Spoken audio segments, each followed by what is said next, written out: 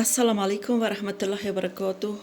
به کانال افغان کوکینگ آشپزی افغانی خودتان خوش آمدین. شیما رسا، شهر آلماتی. امروز یک علیم خوشمزه براتان آماده می سازم. برای حمایت از مالک شما به ما کافی است. اللهم بارک علیه میگیم، به همه ما خوب است. هرگاه سابسکرایب میکنین، زنگوله که فشار بدین تا در جریان ویدیوهای نو باشین. لینک ویدیو قبلی در پایین از ویدیو میگذارم. لیست علیم خدمت شما گذاشتیم، ببینین. گندم قبلا پاک کردیم و پاک ستره شستیم. بعد از اینکه شستیم با آب جوش مدت 18 ساعت تا 24 ساعت میتونین ترش کنین تا که گندم خوب زودتر نرم شود. 16 ساعت گذشت. یک دانه پیاز خورده میده ریزه میکنیم، سرش اضافه میکنیم. 550 گرم گوشت سرخی گوساله را میگیریم و در سر گندم میگذاریم و در دیگ بخار مدت 2.5 ساعت پخته میکنیم. اگر در دیگ عادی پخته میکنین مدت 5 ساعت، البته در حرارت پخش پخته میکنیم. دیگه این مدت 2.5 ساعت گذشت. گوشت و گندم خوب سعی نرم شده. گوشت از گندم جدا میکنیم، گندمایش دور میسازیم. در آسیاب برقی گندم ها را آسیاب میکنیم. خوب میده میکنیمش. چلو صافه گرفتیم، در دیگ گذاشتیم و بعد از این البته خانه میده داره چلو صاف ما. تمامش از چلو صاف تیر میکنیم. پوستایش جدا میکنیم، یک کمک آب مندازیم به خاطر که گندم غلیظ میشه. دیگه پوستکایش جدا کردیم. به می شکل همه گندم ها را تیر میکنیم از چلو صاف که خانه میده داره.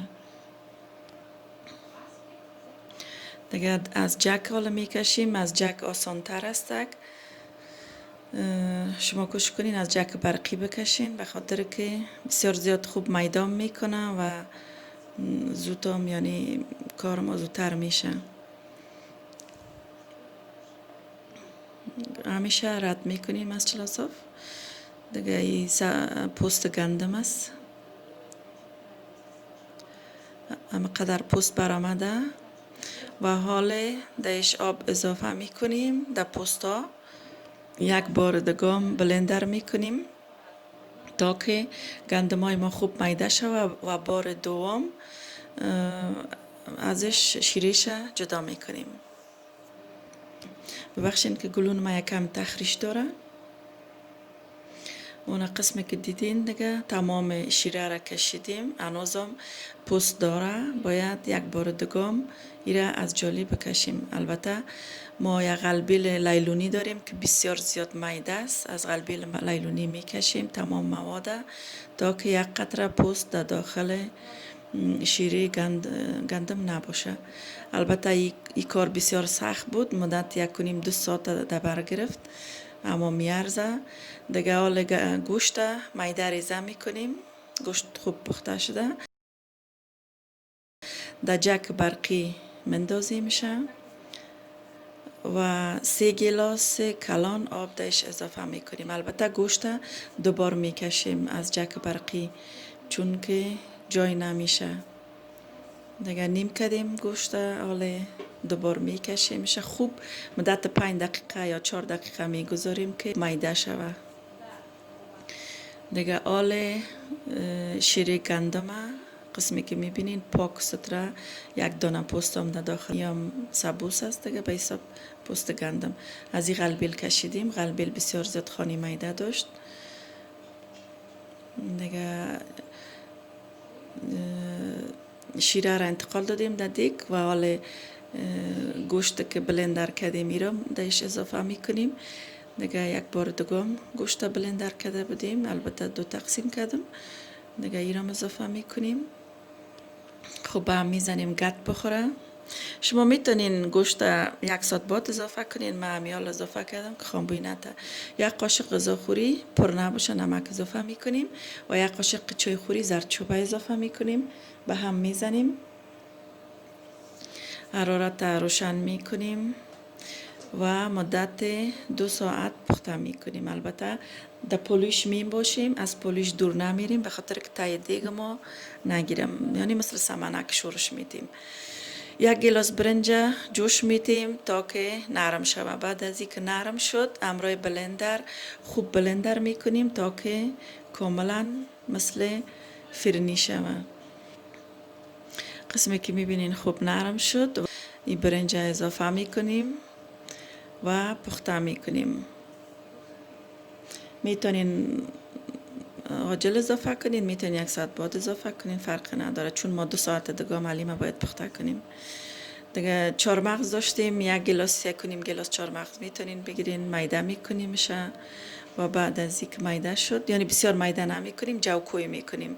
بعد از او همراه 1 قاشق غذاخوری ایل یک جا میسازیم و در حلیم اضافه میکنیم و خوب به هم میزنیمش. و بعد از این مدت 5 ساعت تا 5.5 ساعت پخته میشه. مسکه 300 گرم اضافه میکنیم، ما حالا 200 گرم اضافه کردیم، شما 100 گرم دیگه اضافه کنید، چون ما پسام 100 گرم اضافه کردم به خاطر که خوب دایش سرخ شود. بعد از اینکه مسکه اضافه میکنیم حلیمه مدت 20 دقیقه تا نیم ساعت سرخش میکنیم. 3 قاشق غذاخوری بوره اضافه کردیم. بوره را به خاطر وادی آخر اضافه میکنیم که تای دیگ نگیره. حالا قسمی که میبینین سر روغن آمده حلیم ما.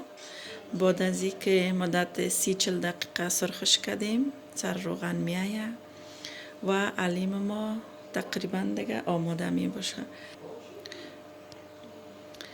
حلیم ما دیگه 10 دقیقه دیگهش مانده که سرخ کنیم تا که همین 30-40 دقیقه یا 15 دقیقه، کسی که دوست داره حلیم یکم سخت‌تر باشه 30-40 دقیقه سرخ کنه، کسی که دوست داره یکم نرم‌تر باشه هم 15-20 دقیقه سرخ کنه درست است. دیگه این سرخ کردن از حال پخته شده. در مجموع 5 ساعت 5.5 ساعت حلیم پخته میشه. 2.5 ساعت در دیگ بخار، 2.5 ساعت هم سرخش میکنیم دیگه تا که 15 دقیقه نیم ساعت سرخ میکنیم. در مجموع 5 ساعت 5.5 ساعت میشه. نیم ملاقه روغن گرفتیم، سرخ کردیم، خوب سعی داغ کردیم و بعد از او در قسمت که داخل حلیم اضافه میکنیم و دور برش میتونین که بوره هر قدر دوست دارین استفاده کنین. ما یک کم دوست داریم شیرین بخوریم و خاطر میتونیم بوره زیاد استفاده کنیم. دیگه فعلا بوره در دورش اضافه میکنم. بوره اصلا حلیم اصلا همراه بوره خورده میشه، بوره زیادتر خورده میشه. من در داخلش زیاد بوره ننداختم به خاطر که کسی میخواه یعنی شور بخوره، بدون بوره بفرمایه. امیدوار هستم ویدیوی حلیم خوش شما نازین آمده باشه. اگه خوشتان آمده لطفا شریک ساختن و کامنت های نازناب خود فراموش نکنین. و فعلا در قالب انداختیم، سرش پلاستیک میمانیم، پرس میکنیم، بعد از او در قابکا میکشیم میشه مثل قالب گل دیگه، یعنی مثل در قالب گل انداختیم مثل گل حلیم آماده ساختیم. البته خانمایی که خوش سلیقه هستن دوست دارن حلیم زیبا بخورن میتونن قسم استفاده کنن، تزیین کنن دیگه. میتونن در دورش بادام چهارمغز بندازین و سلیقه خود میتونین تزیینش کنین دیگه. ما خوردم، امتحان کردم، واقعا دیگه یعنی به می زحمتی که میکشیم میارزه، ولی بی اندازه زحمت داره. تا ویدیوی بعد، ملافظ، نگهدارتان.